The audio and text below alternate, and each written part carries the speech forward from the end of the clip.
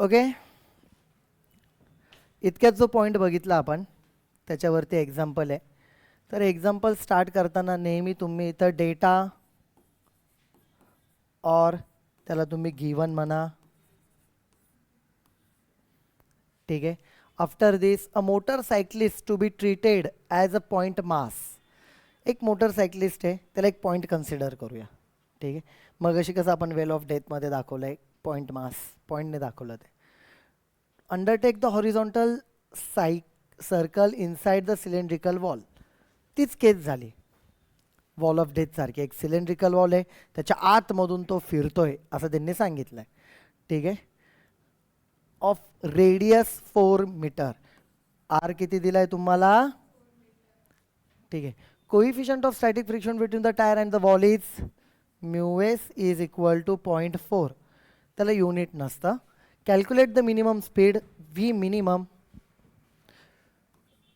V minimum किती आहे आणि पुढे अजून काय विचारलं? फ्रिक्वेन्सी नेसेसरी, त्याच्यासाठी लागणारी फ्रिक्वेन्सी किती आहे टू परफॉर्म दिस. आणि तुम्हाला जी इथंच दिलं आहे. ठीक आहे, जी कुठे पण लिहून टाकू आपण. G is equal to 10 metre per second square, जीची व्हॅल्यू. ठीक आहे. आता बघा,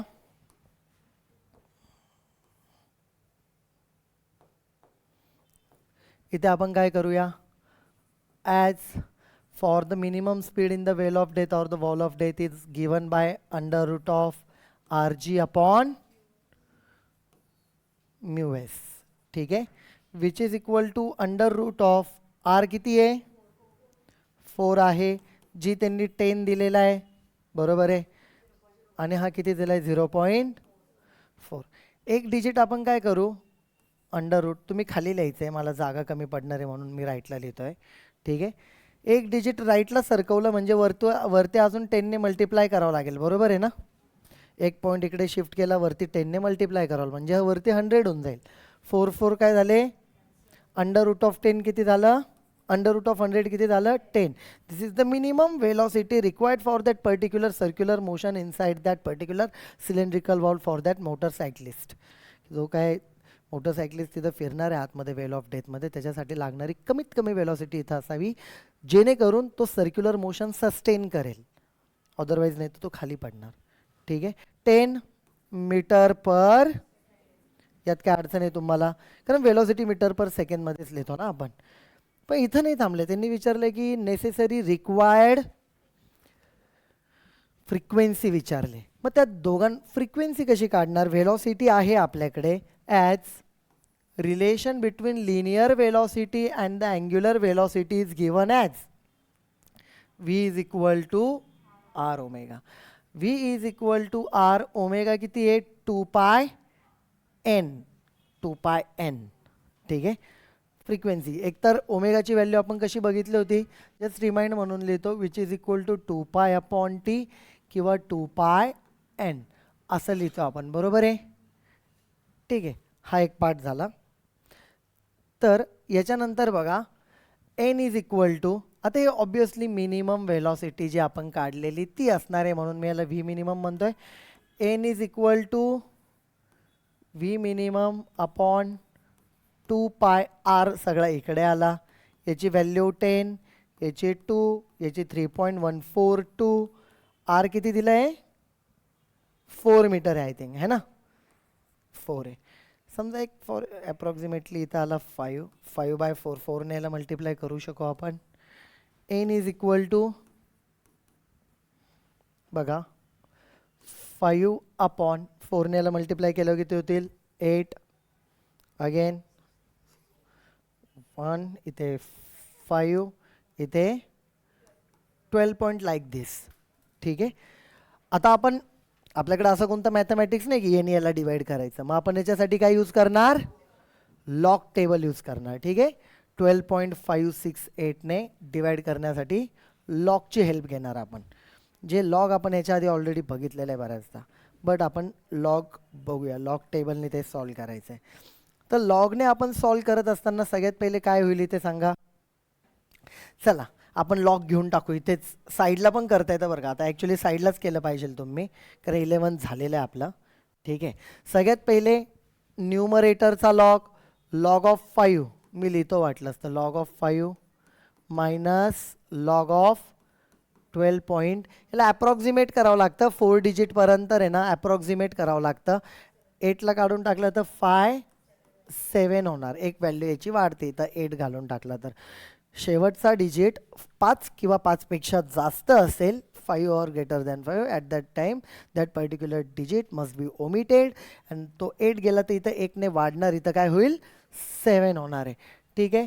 मग लॉग ऑफ 5 बघा किती आहे, लॉग 5 किती आहे, लॉग 5 म्हणजे याचं पहिले कॅरेक्टरिस्टिक पॉईंट इथे लेफ्टला एकच डिजिट आहे, 1 मधून 1 गेला, कॅरेक्टरिस्टिक 0. 5चा लॉग नाही तर मग 50मध्ये बघायचं. 50चा लॉग किती आहे मी बघतो इथं 699 मायनस 12चा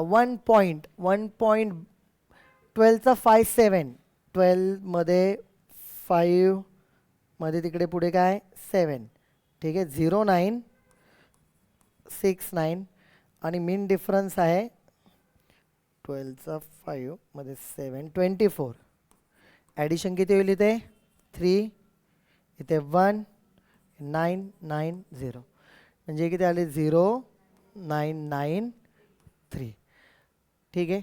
आता हे बघा, ही स्मॉलर व्हॅल्यू ही बिगर व्हॅल्यू आहे. स्मॉलर व्हॅल्यूमधून बिगर व्हॅल्यू कधी सबट्रॅक्ट होते का, नाही होत. मग तुम्हाला सगळ्यात पहिले बिगर व्हॅल्यूमधून स्मॉलर व्हॅल्यू मायनस करावं लागेल आणि साईन तुम्हाला मायनस द्यावी लागेल. आर यू गेटिंग दिस. ठीक आहे. याच्यातून ही गेली 3 0 0, इथे 0, इथं 10, 10 मधून 6 गेले 4, 0 पॉईंट, म्हणजे ही व्हॅल्यू आली तुमची. हां ओके. कारण कॅल्क्युलेशन करताना आपण कधीही तिथे स्मॉलरमधून बिगर मायनस नाही करत, बिगरमधून स्मॉलर केली, पण बिगरची साईन द्यावं लागेल. मग आन्सर किती आलं इथं मायनस. आता हे बघा, याचा लॉग काढला, याचा लॉग केला, यांच्यातलं सबट्रॅक्शन होऊन हे आलं, त्याचा काय घ्यावा लागतो अँटीलॉग. पण मायनस आहे, मायनसचा अँटीलॉग येतो का, मग त्याला काय करावं लागेल तुम्हाला, यस याला तुम्हाला बारमध्ये कन्व्हर्जन करायचं आहे. कशामध्ये कन्वर्ट करायचं आहे, बारमध्ये. चला पुढे दाखवतो मी तुम्हाला. -0.4003. How to convert this value in to bar. -1 + 1 करतो सुरुवातीला. काय करतो आपण, ठीक आहे, कारण मायनसचा अँटीलॉग निघत नाही ना, तुम्हाला याचा अँटीलॉग काढायचा आहे पण निघणार नाही. मग याला तुम्ही बारमध्ये कन्वर्ट करायला -1 + 1 केलं म्हणजे 0च, आणि हा मायनस साईन तसाच. आता हे केल्यावरती 1मधून बघा, 1मधून तुम्हाला 0.4003 हीच व्हॅल्यू ना चेक करू, तर पुढं जाऊन आपलं काहीतरी चुकायचं त्यात नाही. ठीक आहे, तीच आहे. ही मायनस होईल 1मधून. हां, या दोघांचं कॅल्क्युलेशन करून घ्यायचं. मग इथे काय 0, इथे 9 9 9, 10मधून 3 गेले 7, 9 9 9मधून 4 गेले 5, 0 पॉईंट, म्हणजे -1 + 0.5997 विच इज इक्वल टू बार 1.5997. तुम्हाला याचा अँटीलॉग काढायचा आहे. याचाच मिनिंग काय, तुम्हाला अँटीलॉग ह्या टर्मचा काढायचा आहे. आलं लक्षात. मायनस साईनला बारमध्ये कन्वर्ट करायचं, कारण ही जी व्हॅल्यू आपली इथं कॅल्क्युलेशनने आलेली होती ती होती निगेटिव्ह व्हॅल्यू, ज्याचा अँटीलॉग निघत नाही. मग निगेटिव्ह व्हॅल्यूला जेव्हा पण तुम्हाला कन्वर्ट करायचं आहे बारमध्ये, बार व्हॅल्यूमध्ये, ॲट दॅट टाईम तुम्हाला तिथे काय करावं लागतं, -1 + 1, ही जी काय मायनस साईन 0 पॉईंट, त्याचं कॅल्क्युलेशन करायचं, तो इकडे भेटतो, आणि इकडची जी मायनस व्हॅल्यू त्याला डायरेक्ट बार लिहायचं. कारण बारचा मिनिंगच तो आहे, जो पार्ट मायनसचा. सर म्हणणार मग यालाच का नाही, याला असं -1 पॉईंट असं का लिहिलं नाही. नाही, बारचा मिनिंगच आहे. बारचा मिनिंग काय असतो, इकडचा जो होल नंबर आहे तो निगेटिव्ह असतो आणि पॉईंटचा पार्ट प्लस असतो. पॉईंटचा पार्ट कसा असतो, मग या दोघांना मिळून बार लिहित असतो. समजा इथं वेगळी व्हॅल्यू असते, कन्सिडर करू, तुम्हाला जस्ट कॅल्क्युलेशनसाठी सांगतो. समजा -3.4003 असतं, तर याला काय केलं असतं, सगळ्यात पहिले हा -3 वेगळा करा, हा पॉईंटचा पार्ट वेगळा करा, पण दोन्ही मायनसच राहणार कारण कंप्लीट नंबर मायनस आहे. बारमध्ये याच्यामध्ये फरक कळाला का काय, बारमध्ये काय आहे, पहिला पार्ट मायनस आहे, दुसरा पार्ट प्लस असतो, आणि मायनस पूर्ण व्हॅल्यू असेल पॉईंटमधली तर पहिला पार्ट त्याचा मायनस आणि दुसरा पण.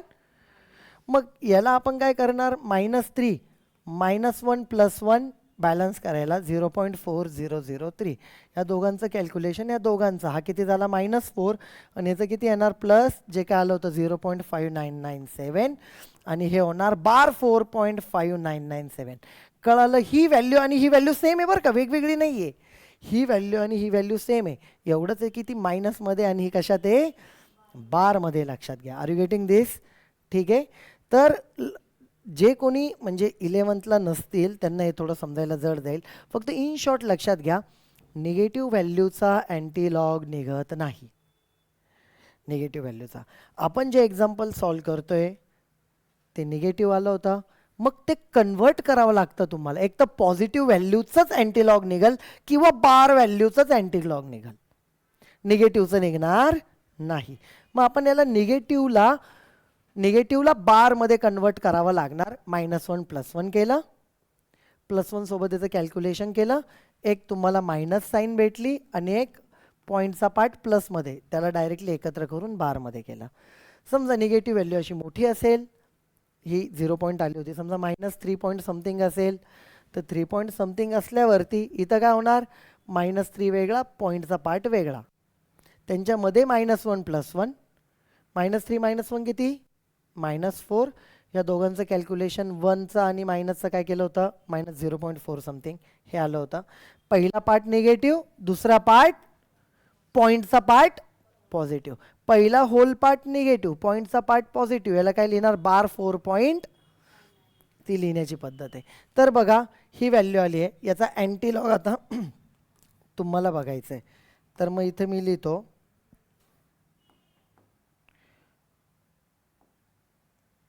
बार 1.5997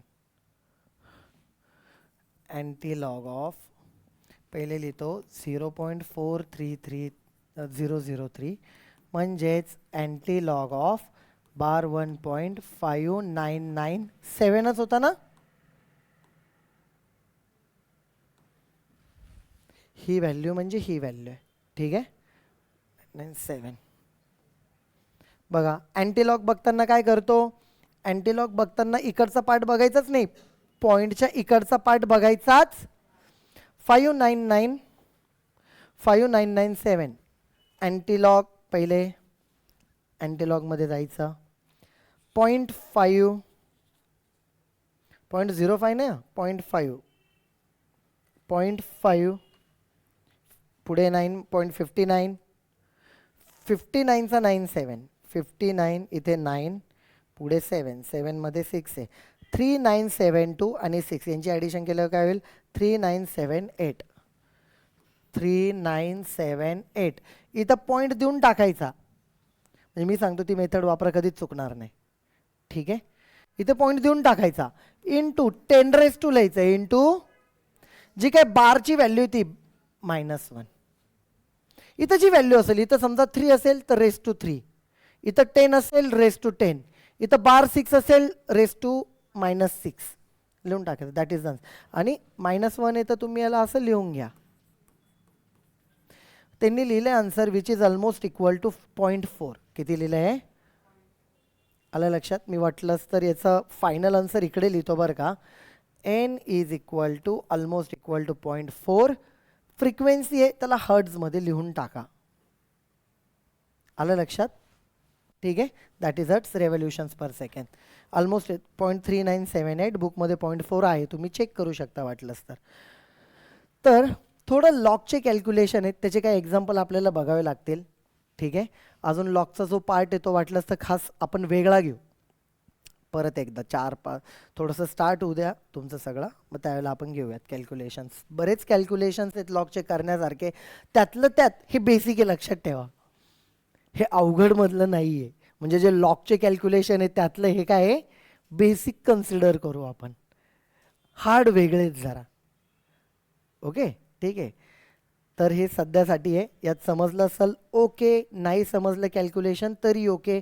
लॉकचा जेव्हा पार्ट होईल आपला तेव्हा वेगळा त्याच्यामध्ये डिटेलमध्ये कळेल, तो आपण पार्टच ते फोल्डरच वेगळं ठेवू डिरेक्टली आपला लॉकचं कॅल्क्युलेशनचा. ठीक आहे, चलो लिहून घ्या इथपर्यंत. फ्रॉम दिस लिहायला स्टार्ट करा.